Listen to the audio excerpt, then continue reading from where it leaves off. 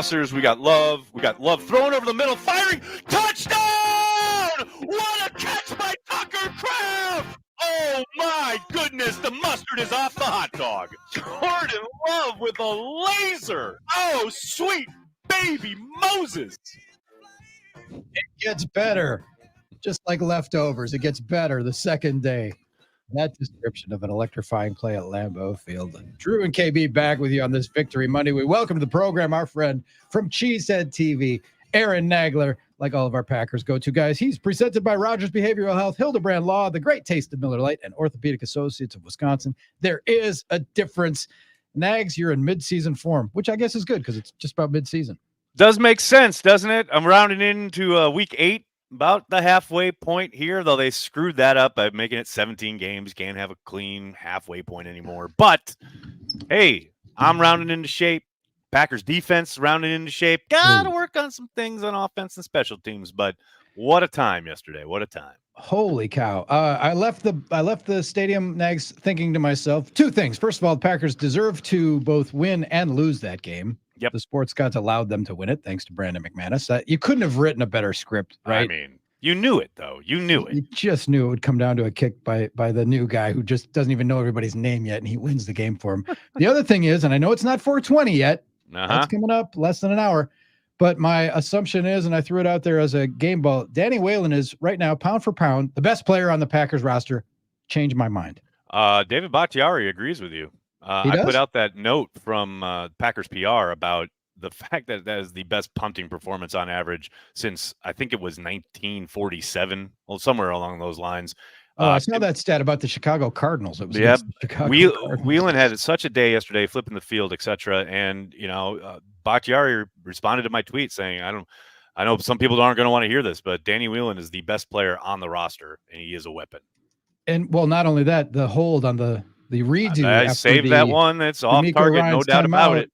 That no question about it. So you can't have a bigger impact than he did. So I just said, not that they don't have good players like Tucker Kraft and Evan Williams, the boys brought up, and Zach Tom playing really great. There's a lot of guys playing great, but he's almost flawless yesterday.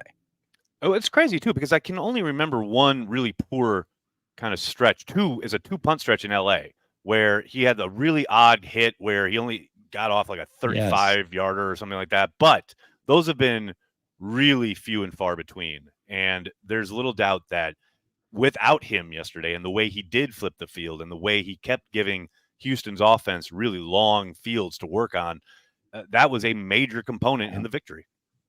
Okay, so during the football feast on Thursday, I asked Matt Schneidman about, we were talking about like trick plays and the whole Tucker Kraft quarterback sneak thing. I'm like, what's the Hafley equivalent of that? What will we see? We've seen Keyshawn Nixon. Will they send Xavier McKinney off the edge? They haven't really done that much. And lo and behold, Jeff Hafley was in his bag yesterday. And the more you watch the all 22, the more impressive it becomes.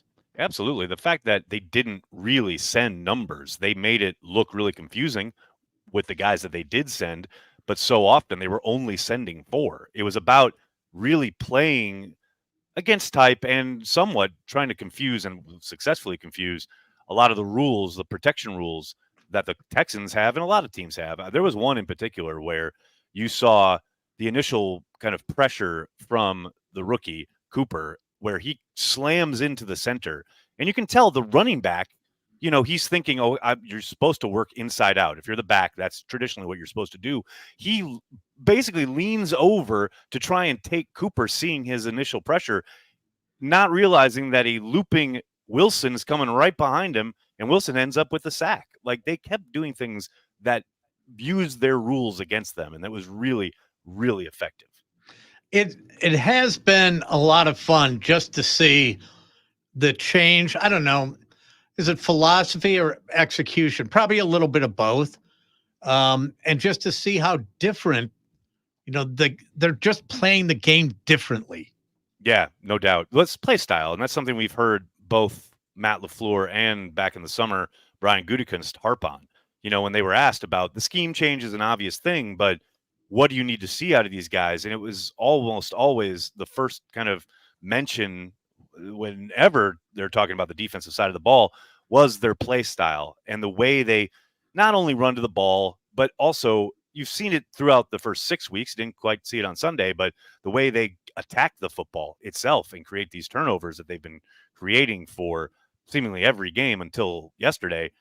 It's the mentality of sideline to sideline, swarming to the football, all 11 hats to the ball. You hear that a lot. It's easy to say. It doesn't always end up materializing. At least it hasn't under LaFleur until this season. Because I tell you what, whatever they're saying in those meeting rooms, whatever they're doing on the grass at practice, Halfley and his staff have certainly got these guys buying in, and you do see a different style of play.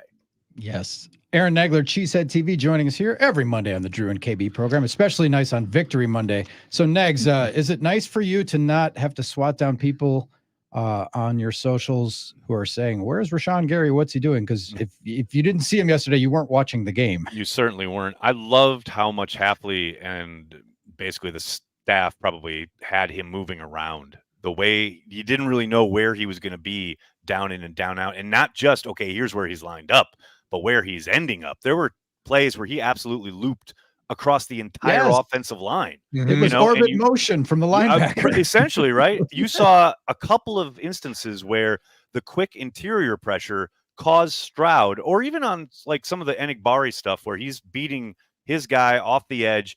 Stroud thinks, okay, I can bail out here and get outside the pocket. A number of times he did that only to find a looping Rashan Gary right in his face. There were a number of times where Stroud thought he could get the edge, thought he could maybe get around the edge and either make a throw downfield or even use his legs. And Rashan was just too explosive, closes the gap way too quickly. You hadn't seen a lot of that up until this week, and it was a really encouraging sign for Rashan.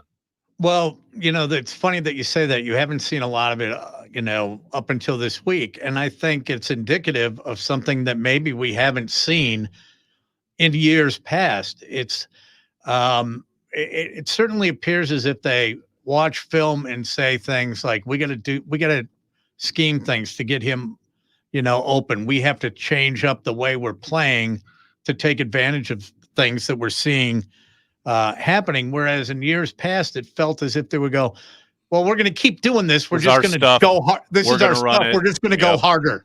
Yep. You know what I mean? Doubt. And if we do our best, we will succeed. And it's like, no, man, sometimes you got to switch it up. You got to keep these guys on their heels. And that's what's great. Well, I think there's no greater example of that than what Halfley has done basically in the second half of nearly every single game this year. Made adjustments? Some would call it that. But there is the idea, right, where, okay, we're going to get a beat on what it is you're trying to do here. And we're going to take a look and we're going to get into our bag as far as how we think we can best counter that. There is zero doubt that has been effective each and every week. Look across the board, the second half of pretty much any game this year, they have shut the opponents down on offense. They are not putting up more than 6 points, I don't think, one time. So, you can get frustrated with some of the big plays. I mean, certainly the defense was put in a number of bad positions yesterday. And for the most part, I thought they held up pretty well. But yes, in the second half of these games, you talk about adjusting and trying to give them something maybe they weren't expecting. You didn't see out of the gate in the first half. Halfley's done a really good job in that regard. All right. Yeah. So, Mixon had some good runs, and he's a good back. Tip your cap, right? You can't stop everything. He's fantastic. He's pretty good. Yeah. So, okay. The quibbles there and the defense. But, Nags, we usually like to try to avoid the dumb conversations that happen outside of outside of the walls of the studio here. Right. But I got to get your thoughts. People like the Brett Favre conversation and the comparisons and the interceptions. Well, Okay. Yeah. Jordan Love is playing well. He's being aggressive. He leads the league in interceptions with 8, and he's missed 2 games. That's not great. Nope. But watching him play and in the service of the games and the game plan and the throw he made to Tucker Kraft and the throw that Jaden Reed let go off his fingertips, which was that Jaden Reed throw at the end of the first half is absolutely insane. It's Rodgers-esque. Yeah, that's insane. There aren't many guys that can make that throw. He was incredible. Sir. Now, if Jaden Reed hangs on to that, it's a different game, and we're talking about very differently today. And that's yes. And this is coming from a guy that's got 22 starts in his career. That's the other thing, right? Okay, so very young. You, and why do we feel the need? Like KB always says, why can't things just be okay? Why can't we just enjoy Jordan Love? Why do we have to pigeonhole him into people are saying like he's got Aaron Rodgers on one shoulder, telling him not to throw into. Oh, that meme that went spaces around yesterday was pretty hilarious. And Brett Favre on the other. But good. why do we need to do that? And what do you think about it, Nags? Well, look, I think that's only natural. People are going to compare him to the dudes who came before him. I think comparison is the thief of joy. And to your point, yeah, just let him play and be Jordan Love. It's hard though, especially when you've had two of the best to do it, coming right before you. I think that's only natural. It's human nature that people are going to do that. But with that said, man, you cannot take away his aggressiveness. It is what has made some of these amazing plays so fun to watch, giving them plenty of points on the board and W's in the win column. It's not something I don't think is ever going to go away. It's something that, yes, you have to learn from situationally. Sometimes you got to be a little smarter with the football, live to fight another day. But you don't want to completely neuter it. You want to let this kid be as exciting as we've seen him be.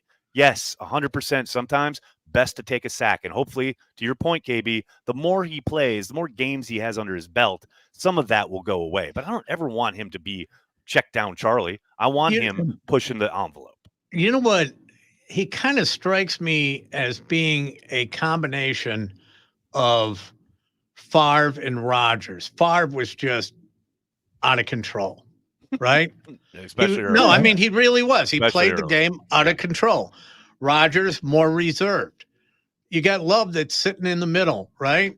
Aggressive, but not out of control.